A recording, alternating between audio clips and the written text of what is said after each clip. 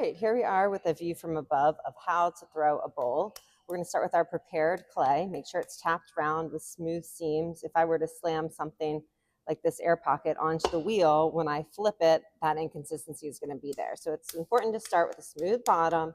I do like to tap it round, and I like to have an egg shape so it can kind of suck on to the surface. We are using these black Molly Sanyour ceramic speedball bats for these wide holes versus the more narrow holes will pop right onto your wheel head. And I love these because these take up a little bit of space. So before you start with these, you want everything dry and you want to make sure that your clay is pushed onto the bat so it's not going to fly off, or your wheel head surface. For a bowl, I like a few tools. I like a couple sponges, bucket of water. I do love some curved rib tools, a flexible one for the exterior wall and a rounded edge for the interior wall. A wooden knife to remove any extra clay at the base, and a needle tool to remove that. So let's get started. We'll also talk in this demo about coning up and down. So once I know it's stuck on there, my left boss hand can lean to that clay. You'll notice that by being the left boss hand, it's not allowed to move around with the clay. The right hand can squeeze water as I need it so that the left hand can press from my elbow in my hip socket all the way through the forearm, straight through the center of the clay. And as the left hand leans in, and notice my hands aren't gripping, my thumb's not over here, thumb is straight up flexed, fingers are flexed, and I'm pressing with the meat of the thumb up to a straight flexed thumb. Again, I couldn't do this if my elbows are out by my sides. So my elbow's anchored in my hip, I'm pushing my forearm straight to the center of the clay, and the meat of that thumb is leaning on the clay. Now, I usually like to cone down just to make sure my clay is stuck on there. So I'm going to latch on to my anchored hand with the assistant, cover these fingertips with a wet sponge so that it doesn't get stuck or dry on me. Latch on, and I apply pressure from the top all the way, patiently, to the bottom. If you don't go patiently, it looks like that. You put inconsistencies in your clay. So let the clay rotate around the wheel before you move your hands. Hold it there, move down, hold it there, move down, hold it there, move down. The key with coning up and down is that your clay always stays in a cone, meaning no flat tops. If you get a flat top, you'll get a crater. Let's look at what that looks like. And so as we cone up, left hand, same position. The right hand then starts from the bottom. You want to see a black ring at the base because you're starting at the bat. Grab the clay from the base, latch on, and squeeze the fingertips into the anchored palm by latching on and squeeze. And then you have to be prepared to come up with the clay. You cannot just squeeze, you'll rip the clay right off. You have to move the clay up. Notice this boss hand is no longer anchored on the bat, it's come up to the top, the thumb is still flexed. And when I get there, I hold it and I let the clay rotate, rotate, rotate, slow release. You'll see that the clay is looking nice, horizontal lines, not much inconsistencies. So really I could probably push this to center. So coning up, squeeze opposite the palm, rotate, and I'll cone up if the base seems fat enough. And then if it seems tall and skinny, like here's a little inconsistency, then I will cone down again. Now when it's this tall, the right hand will hug the boss thumb. The boss hand's anchored. The right hand hugs the thumb, and the right hand's going to karate chop with that fist down on the peak of that clay. So the left hand holds it steady while the right hand pushes, and I'm squeezing my sponge as I need more water. Now this is what I'm talking about. If I just stop there and I have this flat top, then every time you cone up, you're going to get this crater because you've pulled the outside walls up. So as you're coning down and you have this flat top, you have to drop the pressure from the top. I'm latched on, and these fingertips are going to press towards the base of the clay. Rotate, press, get all the way to the bottom. Rotate, rotate, rotate, slow release. And from here, I'll show you one other thing, that what happens if you're coning down and your boss hand takes a break. Okay, left hand's the boss, but without it, if it takes a break, you get this mushroom, it gets off-centered. So that means if you're getting the mushroom, more left hand. Right hand stays connected, hug the thumb, press down patiently. And as you get to the bat, another way to cone down is as you press, you can open up your hand and drop this right palm down to the bat like a prayer hand. And that brings back that cone. So from here, you can cone up and down all day long. All right, so that's coning up and down. Now let's get into centering so we can talk more about bowls. Centering, left hand's the boss, right hand's gonna hold that thumb. As I get close to the bat, I'll open up my right hand like a karate chop across the center of the clay, and I'm gonna hold it, let it get wide enough, rotate, rotate, rotate, slow release.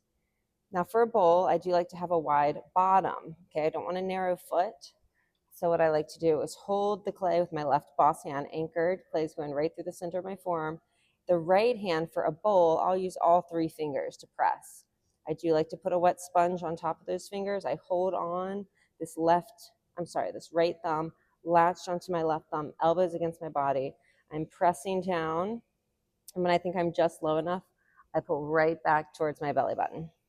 And this determines how wide do I want the foot of my bowl. Here, I'm kind of going and grazing past center from pulling towards my belly button at 6 o'clock, going back towards center and pressing through, holding on tight. And this is just really compressing that bottom as I've opened it wide.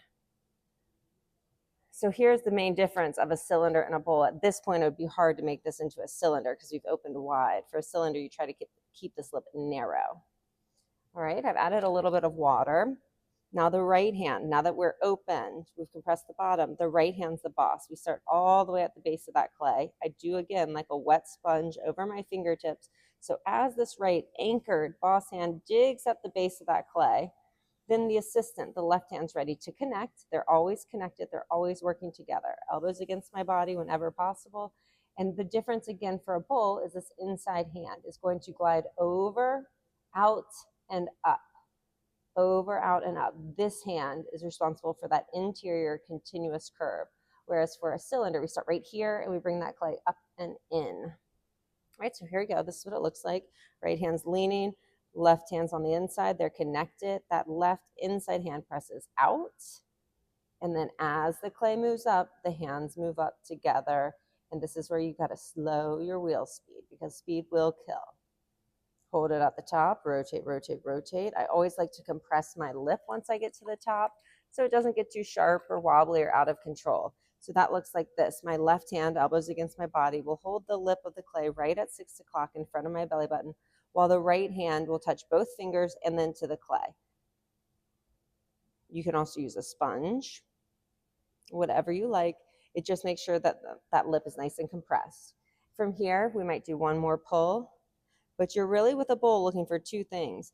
Is the top inside corner a continuous curve? And is the top 1.5 inches thin enough? Because when we go to flip this over, we're going to lug it onto the wheel and we need this to be thin enough. If this is thick, give it another pull. So mine's pretty thin. It has this nice curve and my walls are actually really thin too. So we're going to kind of stop there. All right, once I get that interior curve and the walls how I like it, then I bring out my sponge, get all the slip out. Okay, bring out my sponge again. Get all the slip gently. All right, now we're going to talk about putting a rib on it. Ribs are for shaping. Once you've gotten the thickness of the walls you want, you can put a rib on it to make it a cylinder or a rib to curve. And for a bowl specifically, I love to meet the rib to rib. Elbow against my body, curved yellow rib at 3 o'clock. The way the wheel is spinning, you want it going right at 3 o'clock. And then this inside hand is going to hold the rounded wide edge of this rib away from me at 3 o'clock. If I were to apply pressure here, it would get caught the way the wheel spins. So as I come to 3 o'clock, the way the wheel spins, it goes right under the rib, elbows against my body, make connection with the clay. And as I've made connection, I'm going to press this left rib over to 3 o'clock here, over to the right, and then meet it with some pressure from this yellow rib on the outside, really letting the yellow rib be a wall that green rib can really press into, get it where I want it, rotate, rotate, rotate, slow release. And really I was just looking for this translation of curve to that inside curve. Beautiful. Slip comes off, clean up the bottom, leave everything dry, and then if we need to, we can do a little pre-trimming with a wooden knife. Okay, if you have clay that flares out at you at the bottom, then you probably want to pre-trim it or cut it away now. It's really easy while the wheel spins to just cut it off. You have less to trim later. This will also help you get a wire cutter under it later once it's dried and you're ready to flip it. So the way the wooden knife works is you hold it however you hold a pencil. Everybody holds a pencil differently. However you hold a pencil, back it up about halfway towards the back of the wooden knife. Both hands hold it, and here is how the knife cuts. Okay, here's the blade. You're at 3 o'clock, and you're gonna hold it to where the clay can cut right under the blade, both hands tight, elbows against your body, and you're just gonna touch it and make a circle on the surface where you wanna make your cut. And then as it rotates, you press a little bit. You hold on tight, you rotate, you press a little bit. You hold on tight, you rotate, and then there you go. You can feel that you've gotten to the bat, and then you stop.